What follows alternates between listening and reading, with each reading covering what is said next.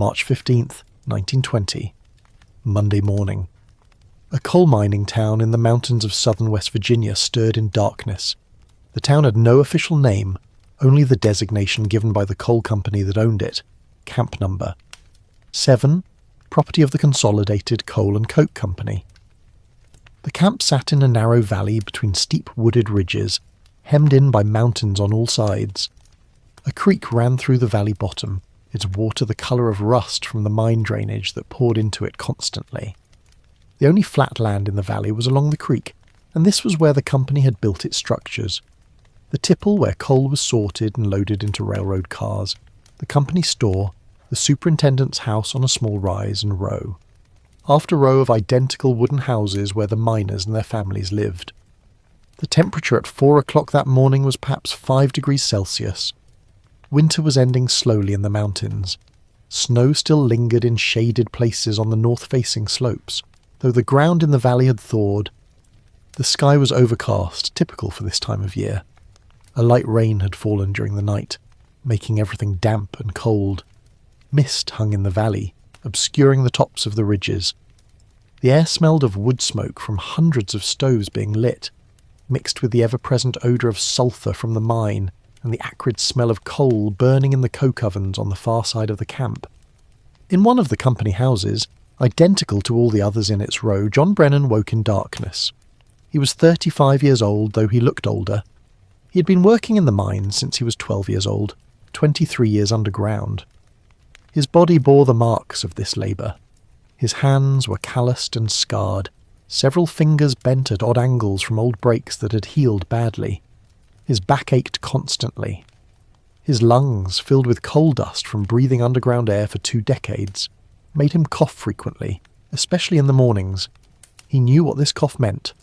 Older miners called it black lung. Once it started, it only got worse. He had seen men in their 40s and 50s gasping for breath, unable to work, dying slowly as their lungs turned to stone. But this morning, like every morning, John pushed these thoughts aside and got out of bed. The house was cold. The coal stove in the main room had gone out during the night, and frost had formed on the inside of the windows. He could see his breath. He dressed in the darkness, not wanting to wake his wife Mary or their 3 children sleeping in the other room. He put on long underwear, heavy wool pants, a flannel shirt, suspenders, thick socks, and his work boots. The boots were caked with dried mud and coal dust. They had cost him $2 at the company store 6 months ago, and he was still paying them off, a few cents deducted from each paycheck. John went to the main room and quietly rekindled the fire in the stove, using kindling and a few pieces of coal from the bucket beside it. Coal was free for the miners, one of the few benefits of the job. The company allowed each family to take home a bucket of coal each day for heating and cooking. The fire caught slowly, and John held his hands over it, trying to warm them. His knuckles were swollen and painful, arthritis setting in though he was only 35. Many miners developed arthritis young from working in the cold, damp conditions underground and from the constant jarring impacts of swinging a pick against the coal face. As the fire began to warm the room slightly, Mary emerged from the bedroom. She was 32 years old, thin and tired-looking, her face lined beyond her years. She was pregnant with their 4th child, 6 months along, her belly swollen beneath her nightgown. She moved to the stove and began preparing breakfast without speaking. There was not much to say at 4 in the morning. The routine was always the same. Mary made biscuits from flour, lard, and water, working the dough quickly and putting them in the oven of the coal stove. She made coffee, strong and black, using grounds that had already been used twice before. Coffee was expensive, 25 cents a pound at the company store, and they could not afford to use fresh grounds every day. She cut 3 slices from a slab of salt pork and put them in a pan to fry. The smell of the pork cooking filled the small house. It was not much of a breakfast, but it was what they could afford. John sat at the small table and waited. Through the thin walls of the house he could hear neighbours stirring in the houses on either side. The walls were so thin that sounds carried easily. He could hear the Kowalski family next door speaking in Polish. He could hear the Rossi family on the other side speaking in Italian. The camp was filled with immigrants: Italians, Poles, Hungarians, Czechs, some Greeks, some Russians. There were also native-born Americans, both white and black, all working side by side in the mine. Underground, nationality and race mattered less than on the surface. Everyone was covered in the same coal dust. Everyone faced the same dangers. Mary placed a plate in front of John. 2 biscuits, a piece of salt pork and coffee. He ate quickly and mechanically. The food was plain but filling. He would need the calories. Working in the mine burned enormous amounts of energy. Miners were thin despite eating large amounts of food. The work was too hard, too constant, too exhausting for bodies to maintain weight. While John ate, Mary prepared his lunch bucket. She wrapped 2 more biscuits and a piece of salt pork in a cloth. She filled a mason jar with water from the bucket they kept by the door. Water had to be carried from the pump at the end of the row of houses. There was no running water in the company houses. The company had put in a few communal pumps, and families carried water back to their homes in buckets. Likewise, there were communal outhouses, 1 for every 4 families. In winter, using the outhouse meant going outside in the cold and dark. Many families kept chamber pots inside for nighttime use, which were emptied in the morning. By 4:30, John was ready to leave. He put on his coat, a heavy canvas jacket stained with coal dust and grease. He picked up his lunch bucket and his cap. The cap was important. He would trade it for his hard hat at the mine, but for the walk through camp he wore his regular cap. He kissed Mary briefly. She said nothing, just looked at him with tired eyes. Every day he went into the mine, there was a chance he would not come back. Everyone in camp knew this. Mine accidents were common. Roof falls, gas explosions, runaway coal cars, equipment failures. Men died underground regularly. In the past year alone, 3 men from camp number 7 had been killed in the mine. John knew all their names, knew their widows, knew their children. But there was nothing to be done about it. The mine was the only source of work in this isolated valley. If you did not work in the mine, you did not eat. John stepped out of the house into the cold, damp morning. It was still completely dark. The sun would not rise for another 2 hours, but the camp was alive with movement. All along the rows of houses, miners were emerging, lunch buckets in hand, heading toward the mine.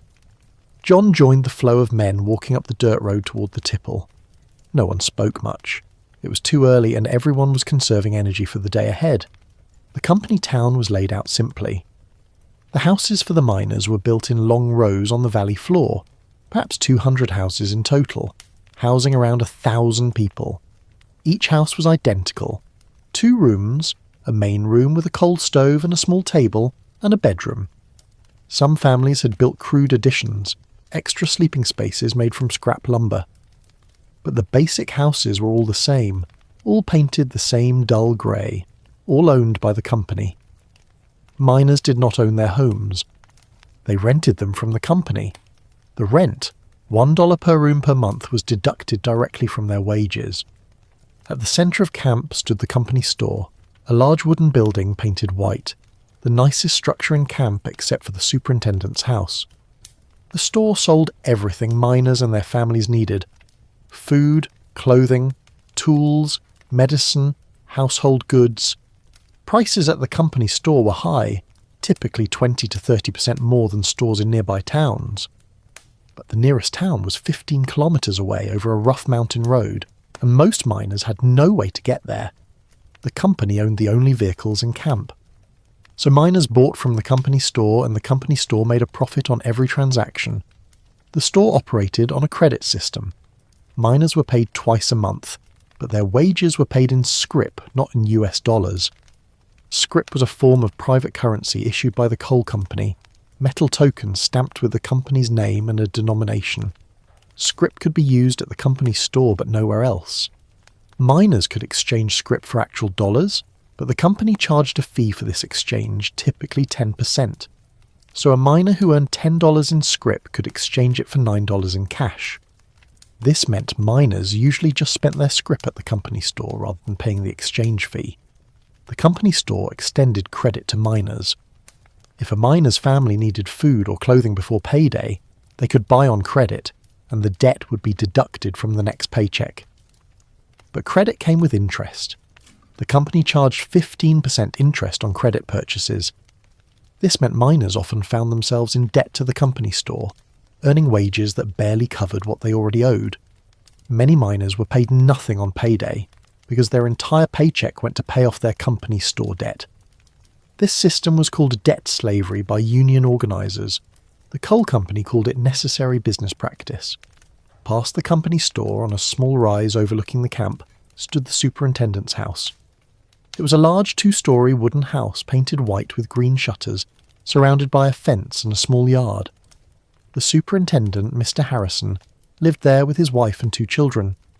His house had running water, piped in from a spring higher up the mountain. It had electricity generated by the mine's power plant. It had a telephone. None of the miners' houses had any of these things. The superintendent earned $60 per month, 6 times what a typical miner earned, plus his house was provided free. He was the company's representative in camp, responsible for production quotas, discipline, and maintaining order. Above the camp, built into the side of the mountain, was the mine entrance. The opening was a large rectangular portal framed with heavy timbers, wide enough for railroad tracks to run through. The tracks led into darkness. Above the mine entrance stood the tipple, a massive wooden structure several stories tall. The tipple was where coal was brought up from the mine, sorted, and loaded into railroad cars. Coal cars on rails came out of the mine, were lifted by machinery to the top of the tipple, and dumped their contents down chutes where workers picked out slate and rock, separating it from the coal. The cleaned coal then fell into railroad cars below, ready to be shipped out. The tipple operated constantly, 24 hours a day, its machinery making a continuous rumbling noise that echoed through the valley. Near the mine entrance was the lamp house, where miners received their carbide lamps each morning and returned them each evening. Carbide lamps burned acetylene gas produced by mixing calcium carbide with water, providing a bright flame that miners wore attached to their hard hats. The lamps were dangerous. The flame was open, and coal mines contained methane gas.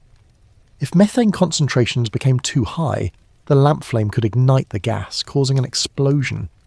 But carbide lamps were the standard technology, and miners learned to watch their flames carefully.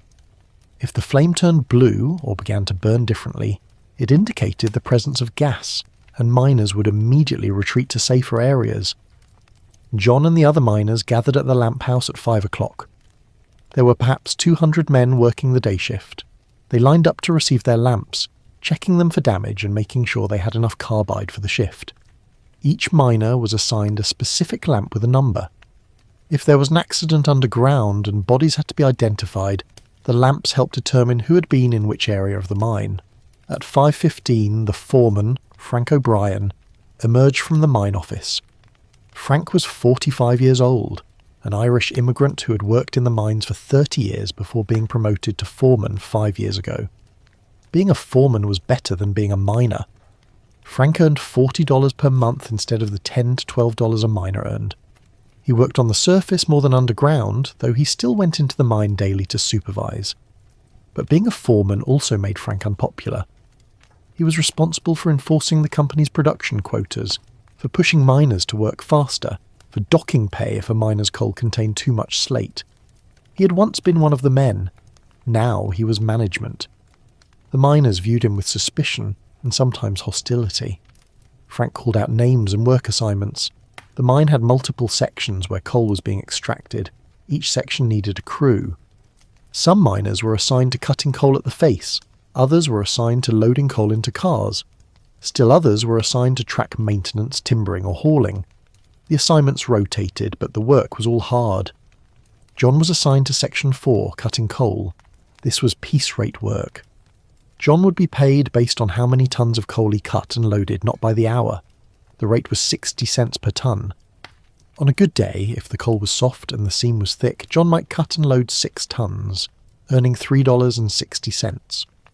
On a bad day, if the coal was hard or the seam was thin or there were problems with equipment or roof falls, he might only manage 3 or 4 tons, earning less than $2. The company required miners to load coal free of slate and rock. If a coal car was found to contain too much impurity, the entire car was docked, and the miner was paid nothing for it. This meant miners spent significant time picking through the coal they had cut, removing slate by hand before loading it into cars. At 5:30, the miners began filing toward the mine entrance. They walked in groups, lamps lit, casting flickering shadows on the ground.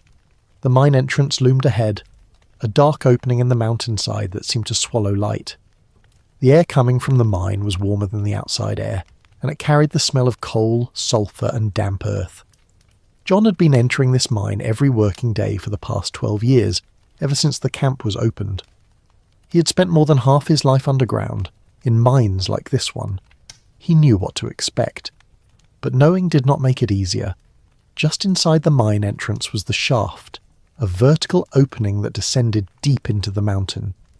The shaft was lined with timber framing and had an elevator cage that carried miners down to the working levels. The cage was a simple wooden platform surrounded by a metal frame, suspended from a steel cable that ran up to a steam-powered hoist on the surface. The cage could hold 20 men if they crowded together. There was no safety gate, just an open platform. Men stood pressed together, holding onto the frame. John and 19 other miners crowded onto the cage. Frank the foreman rang a bell to signal the hoist operator, and the cage began to descend. It dropped quickly, the walls of the shaft rushing past just inches away. The air grew warmer. The descent lasted about 90 seconds, dropping approximately 300 meters. John's stomach rose with the sensation of falling. He had done this thousands of times, but it never became comfortable. If the cable snapped, all 20 men would fall to their deaths. Cable failures were rare, but they happened. 2 years ago, a cable had snapped at a mine in Kentucky, killing 15 men. The cage reached the bottom level and jerked to a stop. The miners stepped off into the main tunnel, a corridor perhaps 3 meters wide and 2.5 meters tall, extending into darkness in both directions. The tunnel was supported by heavy timber posts and beams every few meters. The timbers creaked and groaned under the weight of the mountain above. The floor was muddy with puddles of water that had seeped through the rock. Water dripped constantly from the ceiling. The walls gleamed wet in the lamplight. The temperature at this depth was around 20 degrees Celsius, much warmer than the surface, but the humidity was nearly 100%, making the air feel oppressive and heavy. The miners split into groups, each heading toward their assigned sections. John and 5 other men walked along the main tunnel for about 10 minutes, then turned into a side passage that led to Section 4. The passage was narrower, only about 2 meters wide, and the ceiling was lower. John had to duck his head to avoid hitting timber beams. The walls were coal, shiny and black. The floor was a mix of coal dust and mud. Section 4 was located about 1 kilometre from the shaft, deep in the mountain. The coal seam here was approximately 1.5 meters thick, sandwiched between layers of rock above and below. To extract the coal, miners had to crawl or crouch in the low space, using picks to break the coal free from the seam, then shoveling it into small coal cars that ran on narrow-gauge tracks. John reached his assigned area, a spot along the coal face where he had been working for the past week. He set down his lunch bucket in a dry spot and inspected his workspace. The coal face was the exposed edge of the coal seam, a vertical wall of coal that John had to attack with his pick. Above the coal was a layer of rock called the roof. Below was another layer called the floor. The roof was the constant danger. It was held up by timber props and beams, but the weight of the mountain above was always pressing down. If the roof was weak, or if the timbering was insufficient, the roof could collapse without warning, tons of rock falling and crushing anyone below. John examined the roof above his area. He looked for cracks, for places where the rock was separating or sagging.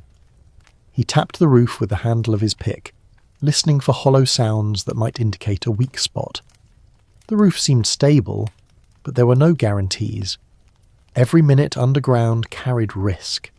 He knelt on the muddy floor and began to work.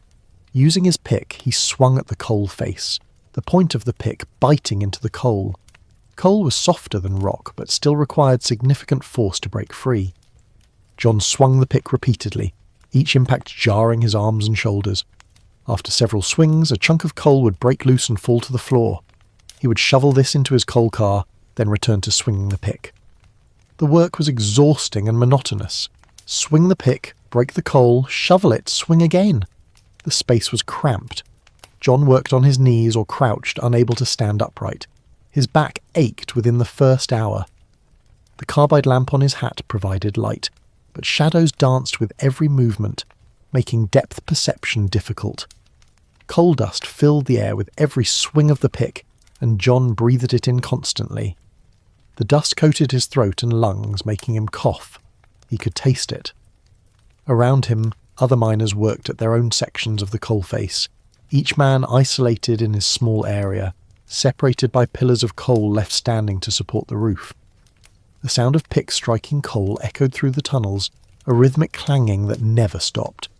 Occasionally a miner would shout a warning if a particularly large piece of coal was about to fall, or if there was a problem with the roof. John worked steadily, paced himself for the long day ahead. A shift was 10 hours, from the time the cage descended at 5:30 in the morning until it ascended again at 3:30 in the afternoon.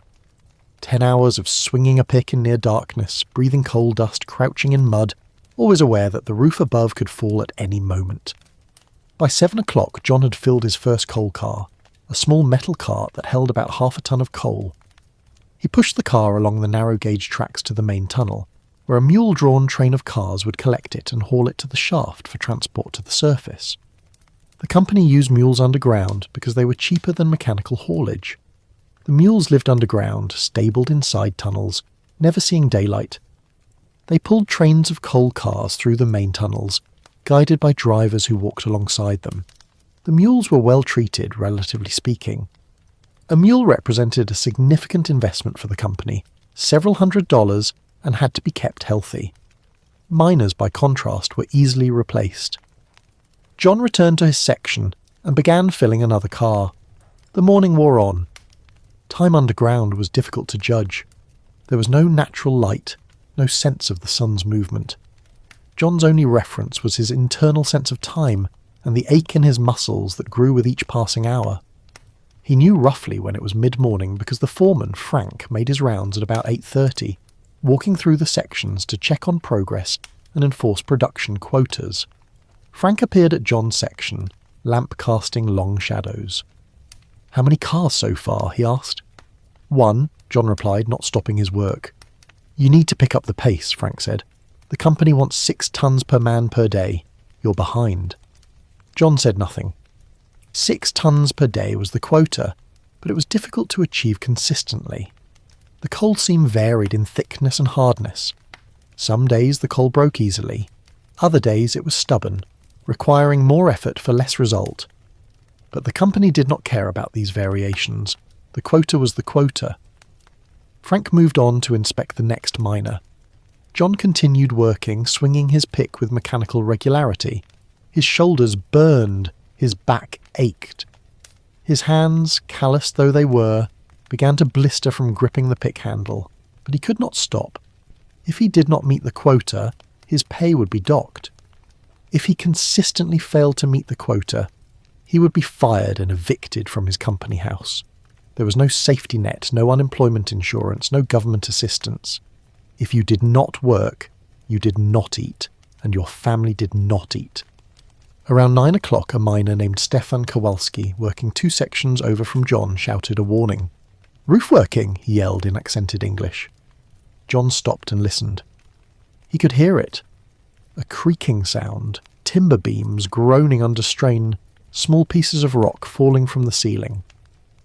Roof working meant the roof was shifting, adjusting to the removal of coal below. This was common and usually not immediately dangerous, but it required attention. If the creaking grew louder, or if larger rocks began to fall, it could indicate an imminent collapse.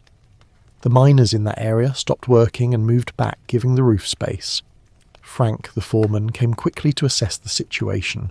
He examined the timber supports, looking for signs of failure. The timbers seemed intact, but the roof was definitely under stress. Frank made a decision. "We need more props here," he said. "Stefan, get some timbers and add 2 more props under that section." Stefan and another miner went to retrieve timber posts from the supply area. Timbering was essential, but also time-consuming and unpaid. Miners were paid by the ton of coal they produced, not by the hour. Time spent installing roof supports was time they were not cutting coal, which meant less money. But refusing to install supports was suicidal. The company required adequate timbering, and foremen could dock pay or fire miners who failed to timber properly. It was a constant tension. The need to produce coal quickly to earn money versus the need to work safely by installing adequate supports. Stefan and his partner returned with 2 timber posts, each about 2.5 meters long and 15 centimeters in diameter. They positioned the posts under the sagging section of roof, wedging them tightly between the floor and ceiling. The additional supports helped distribute the weight. The creaking diminished. The immediate danger passed. Stefan returned to cutting coal, having lost nearly half an hour to timbering, half an hour of unpaid labour. John resumed his own work. The incident reminded him, as if he needed reminding, of the constant danger. Roof falls were the leading cause of death in coal mines. Every year, hundreds of miners across the country were killed when roofs collapsed, burying them under tons of rock. Sometimes bodies could be recovered, sometimes they could not. The company would pay for a simple funeral if a body was recovered. If not, the miner was simply listed as missing, and his family received nothing. By 10:30, John had filled his second coal car and was starting on his third. He was making progress, though he was still behind the 6-ton quota. His arms ached constantly now, and his back felt like it might seize up. He was 35 years old, but his body felt like that of a much older man. Many miners developed chronic pain by their 30s, their bodies worn down by the relentless physical labour. By their 40s, many were too broken to work and had no choice but to retire with no pension, relying on their children to support them or ending up destitute.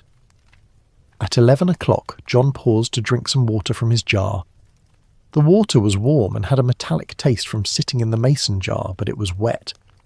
He was sweating despite the dampness of the air, his body working hard, generating heat.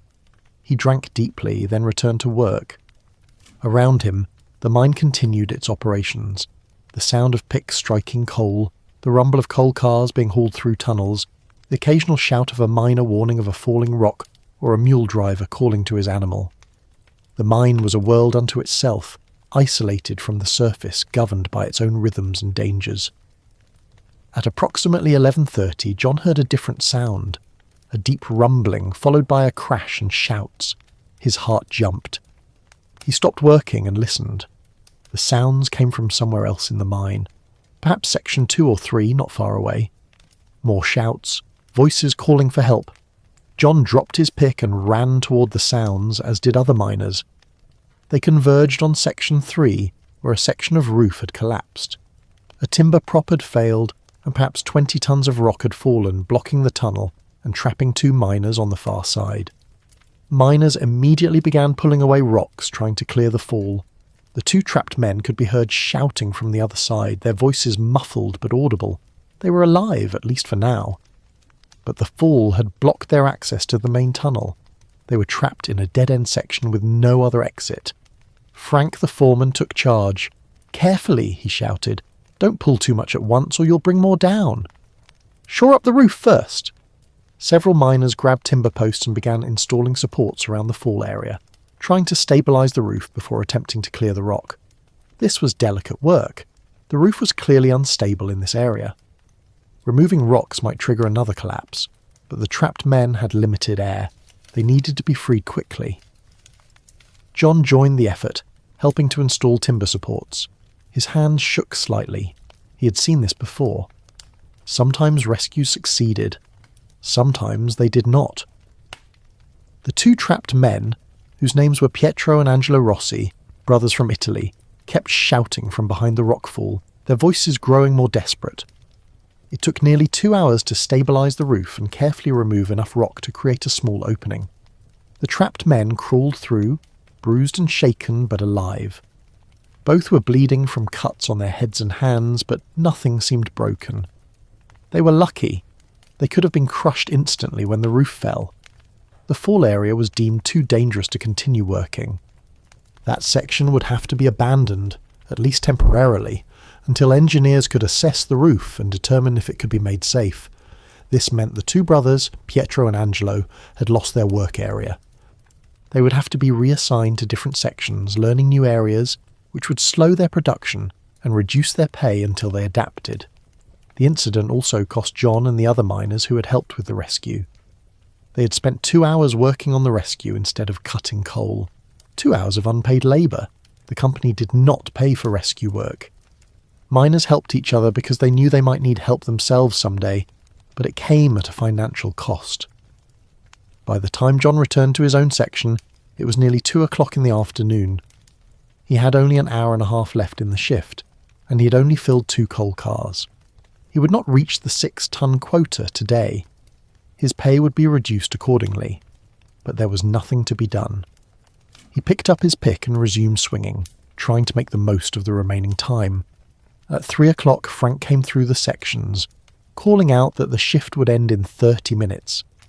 Miners began finishing up, loading their last shovelfuls of coal into cars, cleaning up their work areas slightly, preparing to return to the surface. John managed to partially fill a third coal car, bringing his total for the day to about 2.5 tons. At 60 cents per ton, he had earned $1.50 for 10 hours of grueling labour. After deductions for rent, company store debt and other fees, he would see perhaps 75 cents of actual money. At 3:30, the miners walked back through the tunnels to the main shaft. They were exhausted, covered in coal dust, sweating, coughing. They formed lines at the shaft, waiting for the cage to take them up. The cage could only hold 20 men at a time, so it took multiple trips to bring all the miners to the surface. John waited his turn, then crowded onto the cage with 19 other men. The cage rose, the shaft walls sliding past. After 90 seconds, the cage emerged into daylight, and John stepped out onto the surface. The transition from the underground darkness to the light of day was always jarring, even on an overcast afternoon like this one. His eyes, adjusted to the dim lamplight underground, squinted in the brightness. The miners returned their lamps to the lamp house, then went to the wash house, a simple structure with troughs of cold water where miners could rinse off the worst of the coal dust. There were no showers, just cold water and rough soap. John washed his face and hands, scrubbing away the black dust that covered his skin, but the dust was in his pores, in his hair, under his fingernails. It would take a proper bath at home to get truly clean, and even then some coal dust would remain, staining his skin permanently. By 4 o'clock, John was walking back down the dirt road toward his house. The camp was quiet. Most people were inside, preparing dinner or resting. The day shift had ended, but the mine never stopped. The evening shift would be starting soon, a new crew of miners descending into the darkness to continue the work. The mine operated 3 shifts. Day shift from 5:30 a.m. to 3:30 p.m, evening shift from 3:30 p.m. to 11:30 p.m, and night shift from 11:30 p.m. to 7:30 a.m. Coal was extracted 24 hours a day, 7 days a week, except for Christmas and the 4th of July. John reached his house and went inside. Mary was there, cooking dinner on the coal stove. The children were playing on the floor, Thomas, age 8, Margaret, age 6, and little Joseph, age 3. They looked up when their father entered, and Thomas ran to hug him. "Careful," Mary said. "Your father is filthy." John smiled tiredly and ruffled Thomas's hair. The boy would probably end up in the mines himself in a few years. Boys started working at 12 or 13, either underground or at the surface as breaker boys, picking slate out of coal as it came down the tipple chutes. It was the expected path. Sons followed fathers into the mines. There were few other options in a company town. John sat down heavily at the table. His whole body ached. Mary brought him a cup of water and began heating water on the stove for a bath. They had a metal wash tub that could be filled with heated water, and John would bathe to wash away the coal dust and grime. "How much today?" Mary asked quietly, meaning how much coal had he produced. "About 2.5 tons, John said. There was a roof fall in Section 3. We had to stop and rescue the Rossi brothers." Mary's face tightened. "Are they all right?" "Yes, shaken up but alive." She nodded. She didn't ask about the lost wages. She knew that a roof fall meant lost production, meant less money. But what could be done? You could not refuse to help when men were trapped. She served dinner, boiled potatoes, cabbage, and a small piece of salt pork. Simple, plain food. It was what they could afford. Meat was a luxury, appearing on the table only once or twice a week. Most meals were potatoes, beans, cabbage, turnips, whatever was cheap. The company store charged 12 cents per pound for potatoes, 18 cents for cabbage, and 25 cents for salt pork. On John's wages of $10 to $12 per month, feeding a family of 5 required careful budgeting. Mary was skilled at making food stretch, but there was never quite enough. After dinner, John bathed in the wash tub, scrubbing away the coal dust. The water turned black. He dried off and put on clean clothes, his body slightly less aching now that he was clean and had eaten. But the exhaustion remained. 10 hours of swinging a pick left a man drained. He sat on the front porch of the house as evening fell. Other miners were doing the same, sitting on their porches, smoking pipes or cigarettes if they could afford them, talking quietly with neighbours. The camp was peaceful in the evening, the day shift done, the evening shift underground, children playing in the dirt roads, women finishing their chores. John's neighbour, Stefan Kowalski, came over and sat beside him. Stefan was the man who had been shouting the roof warning earlier in the day. "Close one today," Stefan said in his accented English. He was from Poland, had been in America for 8 years, working in mines the entire time. "Too close," John agreed. "The Rossi brothers were lucky." "Lucky," Stefan repeated. "But now they have no section. They will have to start over somewhere else. Lost money." John nodded. This was the constant reality. One setback could cost a family dearly. A roof fall, an injury, an illness, anything that reduced a miner's ability to produce coal meant less money, and less money meant debt, hunger, eviction. They sat in silence for a while, watching the evening settle over the camp. The mountains loomed on all sides, dark and close. The camp was isolated, cut off from the outside world. The only road out was a rough track that wound over the mountains, impassable in bad weather. The nearest town was miles away. For practical purposes, the camp was its own world, and the coal company controlled everything within it. "Do you think the union will come?" Stefan asked quietly. John glanced around to make sure no one else was listening. Talk of unions was dangerous. The company did not tolerate union organising. Union organisers were blacklisted, fired, evicted, sometimes beaten by company guards. But word had been spreading through the camps that the United Mine Workers of America was planning an organising drive in southern West Virginia. There had been strikes in other coal fields, successful ones where miners had won better wages and working conditions. The possibility of change was tempting, but it came with enormous risk. "I don't know," John said quietly. "Maybe. But it will be dangerous." Stefan nodded. "Everything here is dangerous. Maybe union makes it less dangerous." "Or more," John said. They sat in silence again. Change seemed both necessary and impossible. The system was designed to keep miners trapped, in debt, dependent on the company for housing, food, work, everything. Breaking free would require collective action, solidarity, bravery. It would also require a willingness to risk everything. As darkness fell, John went back inside. Mary was putting the children to bed. John lay down on the lumpy mattress, his body sinking into it with relief. Tomorrow he would wake at 4 o'clock and do it all again. The day after that, the same. 6 days a week after week, month after month, year after year. This was his life. This was the life of every miner in Camp Number 7. Outside, the mine continued operating. The evening shift was underground now, swinging picks, shoveling coal, breathing dust, watching the roof. The tipple rumbled as coal cars were brought up and dumped. The steam engines hissed. The machinery never stopped.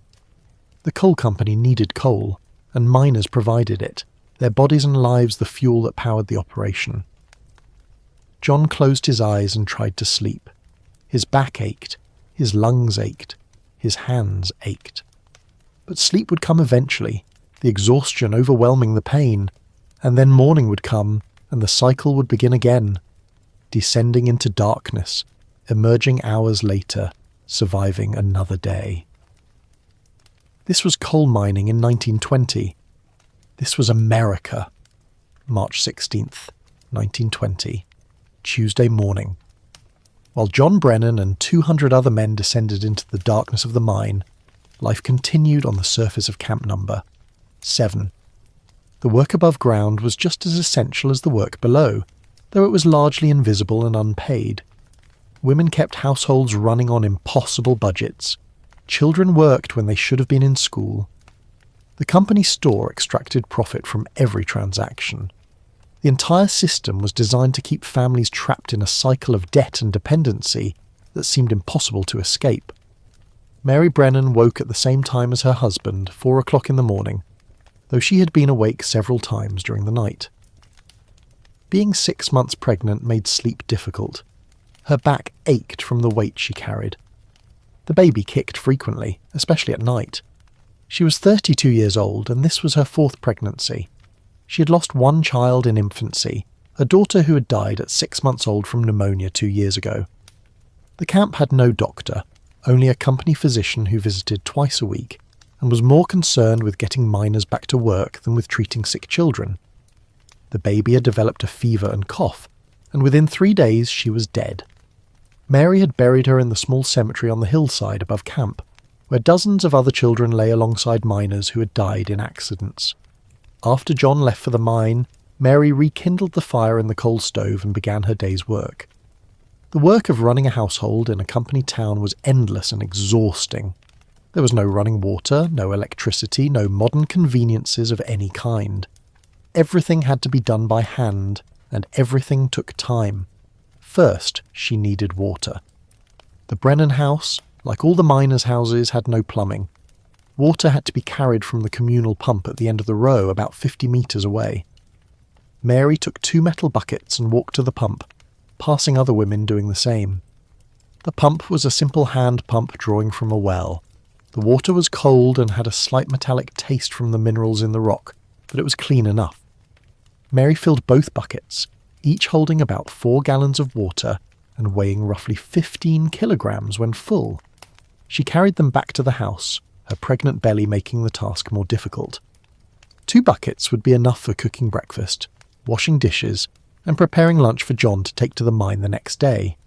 She would need to make several more trips during the day for washing clothes, bathing the children, and other tasks. In total, she would carry perhaps 40 or 50 gallons of water each day, walking back and forth from the pump. Once she had water, Mary prepared a simple breakfast for the children: oatmeal cooked with water and a small amount of sugar. Milk was expensive, 20 cents per quart at the company store, and the family could not afford it regularly. The children ate their oatmeal without complaint. They were accustomed to plain food. Thomas, the 8-year-old, asked if there would be meat for dinner. Mary told him maybe, though she knew there would not be. They had no money for meat this week. The salt pork from last night's dinner had been the last piece. After breakfast, Mary sent Thomas and Margaret to the camp school. The school was a 1-room building near the company store run by a single teacher paid by the coal company. Attendance was theoretically mandatory for children between the ages of 6 and 14, but enforcement was lax. Many children worked instead of attending school, and the company did not object because child labour was profitable. Boys as young as 10 worked as breaker boys at the tipple, and girls worked in their homes doing piecework, sewing or other tasks. The school taught basic literacy and arithmetic, nothing more. The coal company had no interest in educating children beyond what was necessary for them to function as workers. Reading, writing and basic math were useful skills for miners who needed to read safety notices and calculate their wages. But higher education was actively discouraged. Children who became too educated might leave the coal camps for better opportunities, and the company needed a steady supply of workers. Thomas attended school most days, though Mary knew he would probably drop out in a year or 2 to start working. Margaret, being a girl, would likely attend for another year or so, then stay home to help with household work until she was old enough to marry. This was the pattern for most families. Education was a luxury that few could afford to prioritise over immediate economic survival. After the older children left for school, Mary was left with 3-year-old Joseph, who played on the floor while she worked. Her first major task of the day was laundry. Washing clothes was an all-day affair that had to be done at least twice a week. coal dust permeated everything. John's work clothes were black with it, and even the family's regular clothes accumulated a fine layer of dust from the air in the camp. Mary dragged the metal washtub outside and made multiple trips to the pump to fill it with water. Then she built a fire in the yard and heated the water in a large pot. Once the water was hot, she poured it into the washtub and added shavings of lye soap, harsh soap that irritated her hands but was all they could afford. She scrubbed each piece of clothing on a washboard, a corrugated metal surface that required vigorous rubbing to remove dirt and coal dust. Her knuckles were raw and cracked from this work, and the lye soap made them burn. But there was no alternative. The clothes had to be washed. John's work clothes were the worst. The coal dust had embedded itself into the fabric fibres, and no amount of scrubbing could completely remove it. His pants and shirts were permanently stained grey-black. Mary washed them as best she could, wrung them out by hand, twisting the heavy wet fabric until her arms ached, and hung them on a rope strung between two trees to dry. If the weather was dry, they would be ready by evening. If it rained, they would stay damp, and John would have to wear damp clothes to work the next day, which increased his risk of getting sick. The entire laundry process took about 4 hours. By the time Mary finished, her back was aching badly, her hands were raw, and she was exhausted. But the day's work was far from over. While Mary worked, other women in the camp were doing the same tasks. The labour of maintaining a household was intensive and never-ending. Women hauled water, washed clothes, cooked meals, cleaned houses, tended gardens if they had small plots, and cared for children, all without any of the labour-saving devices that wealthier women in cities might have. There were no washing machines, no indoor plumbing, no gas or electric stoves. Everything was manual labour, and it consumed most of the day, every day. At around 10 o'clock in the morning, Mary made another trip to the company store. She needed flour and lard to make biscuits for the next few days, and she needed a few other staples: salt, sugar, beans. The company store was the only source of goods in camp. The nearest town with other stores was 15 kilometres away over a rough mountain road. Few miners had wagons or automobiles, and even if they did, the company discouraged shopping elsewhere by paying wages in scrip that was only accepted at the company store. Mary walked to the store carrying little Joseph on her hip. The store was a large wooden building painted white, with a porch across the front where a few older men sat whittling and talking. Inside, the store was divided into sections: groceries, dry goods, hardware, medicine. The store sold everything a family might need, from food to clothing to tools to patent medicines. The prices were high, but what choice did families have? Mary approached the grocery counter where the clerk, a thin man named Mr. Simmons, waited. Mr. Simmons was not a miner. He was a company employee, paid a salary to run the store. He wore clean clothes, and his hands were not scarred and broken like miners' hands. He looked down on the miners and their families, viewing them as ignorant and dirty. Mary disliked him, but had to deal with him to get food. "I need 5 pounds of flour, 2 pounds of lard, 1 pound of sugar, 1 pound of salt, and 2 pounds of beans," Mary said. Mr. Simmons weighed out the items and calculated the cost. "That's $1.35, he said. Mary's heart sank. She had known it would be expensive, but this was more than she'd hoped. "Put it on our account," she said quietly. Mr. Simmons consulted a large ledger where he kept track of credit for each family. He ran his finger down the page until he found the Brennan family entry. "You currently owe $3.70, he said. "Adding today's purchase with interest brings your total to $5.15. Mary nodded. The interest was 15% on credit purchases. The Brennan family had been in debt to the company store for months, unable to pay off the balance because John's wages barely covered their ongoing expenses. Each payday, most of John's scrip went to pay down the debt, but they had to buy more on credit immediately because they needed food, so the debt never decreased. They were trapped in a cycle where they owed the company more than they could possibly repay. "When is the next payday?" Mary asked. "Friday," Mr. Simmons said. "But based on your husband's production last week, I estimate he'll earn about $8 in scrip. After deductions for rent, your store debt and other fees, you'll probably receive about $2. $2! To feed a family of 5 for 2 weeks? It was impossible." But Mary took her purchases and left the store without comment. Complaining would accomplish nothing. The system was designed this way. The company wanted miners to be in debt because debt kept them working. A miner who owed money to the company store could not quit and move elsewhere. If he tried to leave, the company would have him arrested for unpaid debt. Miners were legally bound to the company through their debts, a form of servitude that was barely distinguishable from slavery. Mary walked back to her house carrying the groceries and Joseph. As she passed the tipple, she could see boys working on the picking platforms, the breaker boys who sorted coal as it came down the chutes. These boys, some as young as 10 years old, sat hunched over moving conveyor belts of coal, picking out pieces of slate and rock with their bare hands. The work was dangerous. Boys sometimes fell into the machinery and were crushed or mangled. They breathed coal dust all day, damaging their lungs just as surely as the miners underground. Their fingers were cut and bleeding from handling sharp pieces of slate. They worked 10 hours a day, 6 days a week, for wages of perhaps 50 cents per day. Mary saw Thomas's friend, a boy named Jimmy Walsh, working on the breaker. Jimmy was 11 years old and had dropped out of school last year to help support his family after his father was killed in a mine accident. Jimmy's mother was a widow with 4 children and no source of income except what her children could earn. Jimmy worked at the breaker, and his older brother, 14, worked underground as a trapper boy, opening and closing ventilation doors to control airflow in the mine.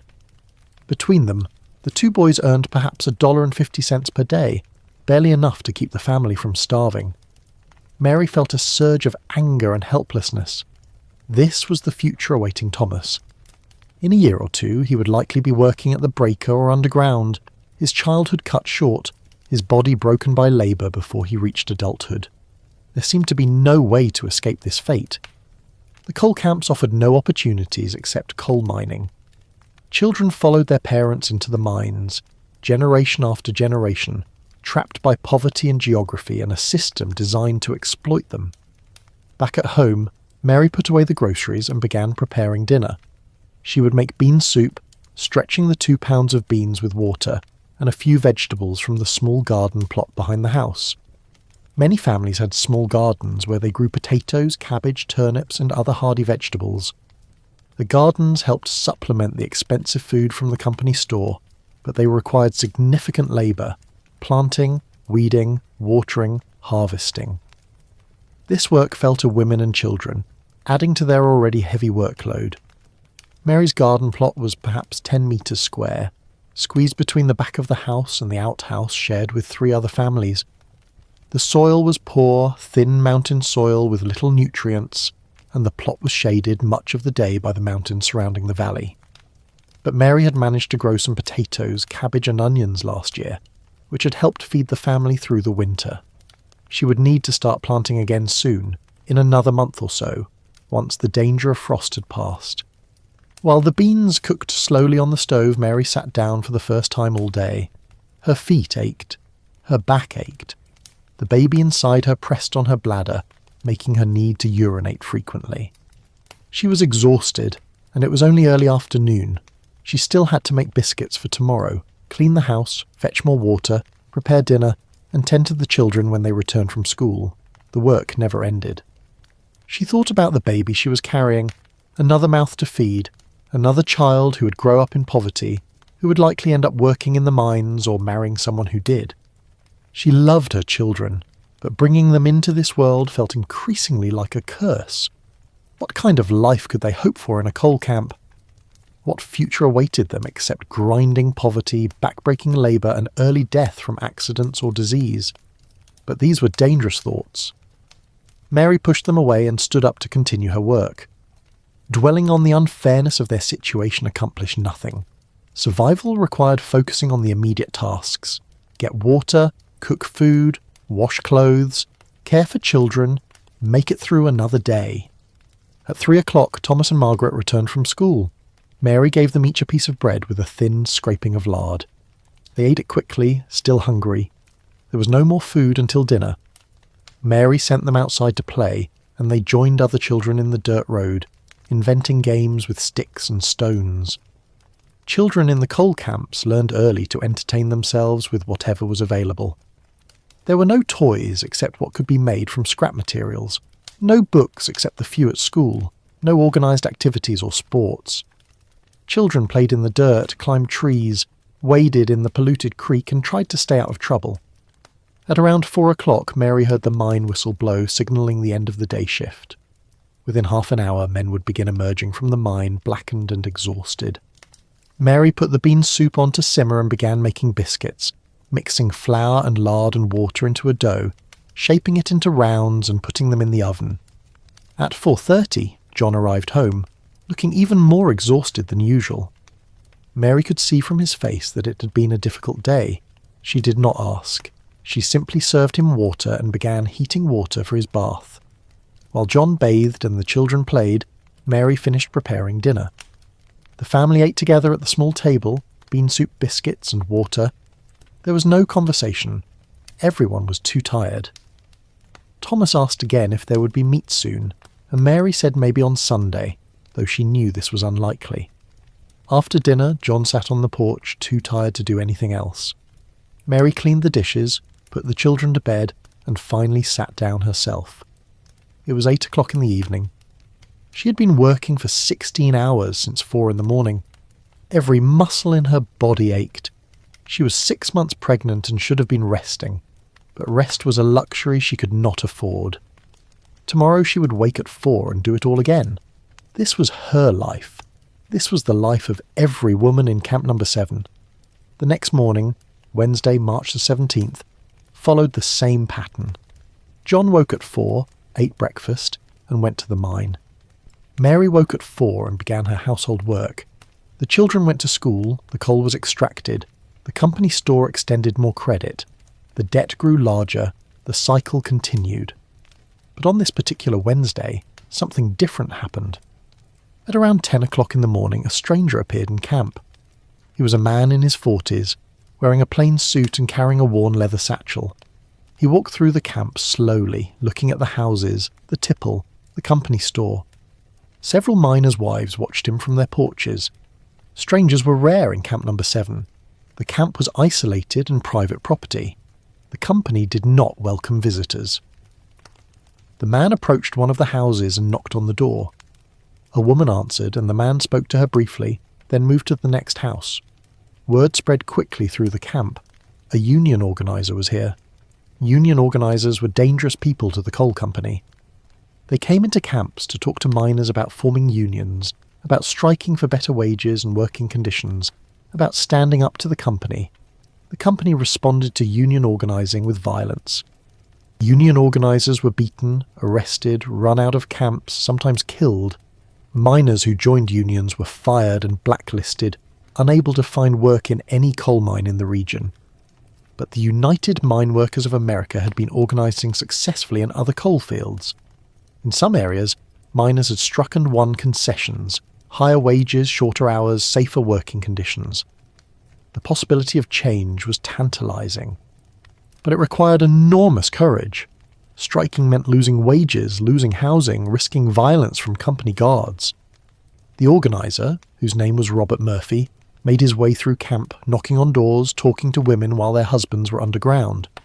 He was careful and quiet. He did not announce himself loudly or draw attention. He simply talked to people, asking about their lives, their wages, their working conditions. He listened to complaints about the company store, about debt, about accidents, about children working instead of attending school. And he told them that it did not have to be this way. He told them that miners in other states had organized and won better lives for themselves. He told them that the United Mine Workers of America could help them if they were willing to stand together. Mary answered her door when the organizer knocked. She was cautious. Talking to a union organizer could get John fired. But she was also desperate. The life they were living was unsustainable.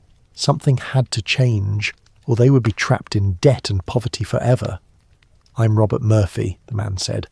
"I'm with the United Mine Workers of America. I'd like to talk to you about your husband's work, if you have a few minutes." Mary glanced around to see if anyone was watching, then invited him inside. They sat at her small table, and Robert asked her questions about the family situation. How much did John earn? How much did they owe to the company store? How many hours did he work? Were the working conditions safe? Had there been accidents? Mary answered honestly. She told him about the debt that kept growing, about the low wages, about the roof fall that had nearly killed the Rossi brothers 2 days ago, about Thomas who would soon have to drop out of school to work. She told him about the exhaustion, the fear, the sense of hopelessness. Robert listened carefully, taking notes. When Mary finished, he explained what the union could offer. If enough miners joined the union, they could negotiate collectively with the company. They could demand higher wages, better safety measures, an end to the scrip system, fair prices at the company store. They could strike if the company refused to negotiate, and they could support each other during strikes, with the national union providing food and financial assistance to striking workers. But the company will fight back, Mary said. They'll fire anyone who joins. They'll evict us from our houses. Yes, Robert admitted. The company will fight. But if enough miners stand together, the company can't fire everyone. They need miners to extract coal. And if all the miners strike together, the company has no choice but to negotiate. Mary wanted to believe him, but she was also terrified. If John lost his job, the family would have nothing. They would be homeless, hungry, desperate. Could they really risk everything on the possibility that a union might improve their lives? Talk to your husband, Robert said. There will be a secret meeting tomorrow night, Thursday, in the woods above camp, after the day shift ends. Tell the men to come if they're interested. We need to organise, but we need to do it carefully. The company can't know until we're strong enough to act. He left, moving on to the next house. Mary sat at her table, her heart racing. Should she tell John about this? Should they risk everything? Or should they keep their heads down, stay in debt, and hope to survive? That evening, when John came home from the mine, Mary told him about Robert Murphy's visit. John listened, his face unreadable. When she finished, he sat in silence for a long time. A strike would be dangerous, he finally said. The company has guards. They have guns. If we strike, they might bring in replacement workers, or they might evict all of us and hire a new crew. We could lose everything. We already have nothing, Mary said quietly. We're in debt. You're destroying your lungs. Thomas will be in the mine in a year. What do we have to lose? John had no answer to that. He thought about the Rossi brothers, trapped behind the rock fall. He thought about the black lung that was slowly killing him. He thought about his son, 8 years old, who would soon be sitting on a breaker platform breathing coal dust 10 hours a day. He thought about the company store debt that grew larger every month, no matter how hard he worked. I'll go to the meeting, he said finally. I'll listen to what they have to say, but I'm making no promises. Mary nodded. It was a start. The next evening, Thursday, after the day shift ended, John bathed quickly and ate dinner, then told Mary he was going for a walk. She understood. He was going to the secret meeting. About 30 men gathered in the woods above camp, hidden from view by trees and darkness. Robert Murphy was there, along with another union organiser. They built a small fire for light and warmth, keeping it low so it would not be visible from camp. The miners sat on logs and rocks, suspicious and nervous. If the company found out about this meeting, they would all be fired. Robert spoke first. He explained the history of the United Mine Workers of America, the successful strikes in other states, the gains that organised miners had won. He talked about collective bargaining, about the power of solidarity, about standing together against exploitation. Then he asked the miners to share their experiences. One by one, men spoke. They talked about the low wages, the debt, the dangerous conditions, the accidents that killed their friends. They talked about children working instead of going to school. They talked about wives struggling to feed families on impossible budgets. They talked about the company store prices, the scrip system, the feeling of being trapped. Stefan Kowalski spoke about his brother, who had been killed in a mine explosion in Pennsylvania 5 years ago. The company had paid for the funeral, but nothing else. Stefan's sister-in-law had been left with 3 children and no income. She had ended up destitute, forced to put her children in an orphanage because she could not feed them. Another miner, an older man named Henry, talked about his black lung. He was 52 years old and had been mining since he was 14. His lungs were so damaged that he could barely walk without gasping for breath. He could no longer work, and the company had offered him no pension, no compensation. He was living with his son and daughter-in-law, a burden on their already strained finances. The stories poured out, a litany of exploitation, suffering and injustice. And as the men spoke, they realised that they were not alone. Every family in camp faced the same struggles. The system was designed to extract maximum profit from their labour, while giving them minimum compensation and no security. "What can we actually do?" one miner asked. "The company owns everything. They have guards with guns. If we strike, they'll just hire new workers and kick us out." "They can try," Robert said, "but it's not that easy to replace experienced miners. Mining requires skill and knowledge. The company needs you more than you think. And if miners across this region strike together, the company can't replace all of you. There aren't enough replacement workers available." "What are you asking us to do?" John asked. "For now, just organise," Robert said. "Recruit more men. Build solidarity. When the time comes, we'll call a strike. But we need to be strong first. We need most of the miners in this camp to be union members, and we need miners in other camps to be organised too. Then when we strike together, all at once. That's when we have power." The men talked late into the night, debating the risks and benefits, sharing their fears and hopes. By the end of the meeting, about 20 of the 30 men present had agreed to join the union. They paid their membership dues, $1 each, which Robert collected and put in his satchel. In return, they received small cards identifying them as members of the United Mine Workers of America. They were told to keep the cards hidden. If the company found out they were union members, they would be fired immediately. As the meeting broke up, the men returned to camp in small groups, trying not to draw attention. John walked back with Stefan. They did not speak, both lost in thought about what they had just done. They had committed themselves to a dangerous path. But they had also, for the first time in years, felt a sense of hope. Maybe, just maybe, things could change.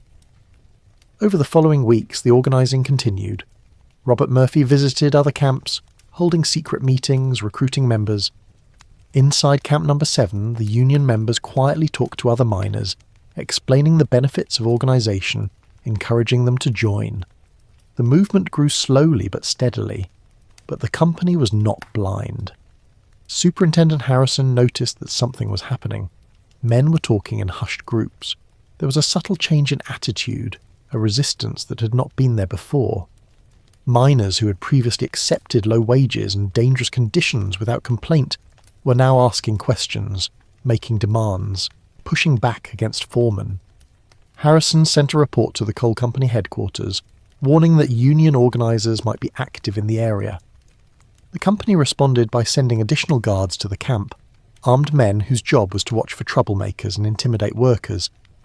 The guards walked through camp in pairs, their rifles visible, their message clear. The company would not tolerate union activity. The tension in camp grew. Miners continued their work, descending into the mine each day, extracting coal, bringing it to the surface. But underneath the routine, something was changing. Men who had been isolated and powerless were beginning to see themselves as part of a larger movement. They were beginning to believe that they did not have to accept exploitation and poverty as inevitable. Mary watched these developments with mixed feelings. She wanted better lives for her family, for her children. She wanted John to earn fair wages, to work in safe conditions, to not die young from black lung or a mine accident. But she was also terrified of what would happen if the company discovered that John was a union member. The risk was enormous. Still, life continued. Water had to be carried. Clothes had to be washed. Food had to be prepared. Children had to be cared for. Mary did these tasks every day, her body growing heavier with pregnancy, her exhaustion deepening. And every evening when John came home from the mine, she looked at his blackened face and wondered if the union would really make a difference, or if it would just bring more suffering. The answer to that question would come soon enough. The organising was building towards something, a strike, a confrontation, a moment when miners would have to choose between accepting the status quo or risking everything for the possibility of change. That moment was approaching, inevitable as the sunrise, and no one knew how it would end. But for now, in late March 1920, in a coal mining camp in the mountains of West Virginia, life went on. Men descended into darkness. Women hauled water and washed clothes. Children worked at breakers or went to school. The company store extended credit. The debt grew larger. And underneath it all, barely visible but growing stronger every day, a movement was forming that would eventually challenge the entire system. The coal company had built an empire on the backs of miners and their families, extracting wealth from the mountains while giving workers barely enough to survive. The system seemed permanent, unshakable, as solid as the mountains themselves. But nothing is permanent, everything can change. And in Camp Number 7, change was coming. April 1st, 1920. Thursday morning. 2 weeks had passed since the secret meeting in the woods above Camp Number 7. 7. In that time, the Union had grown stronger. More than half the miners in camp had joined, paying their dollar membership fees and receiving their hidden Union cards. Similar organising was happening in other coal camps throughout southern West Virginia. The United Mine Workers of America was building towards something significant, a coordinated strike across multiple camps that would force the coal companies to negotiate. But the coal company was not passive. Superintendent Harrison had increased security. 6 additional guards had arrived in camp, hard-faced men carrying Winchester rifles and pistols. They patrolled the camp in pairs, watching everything, intimidating workers.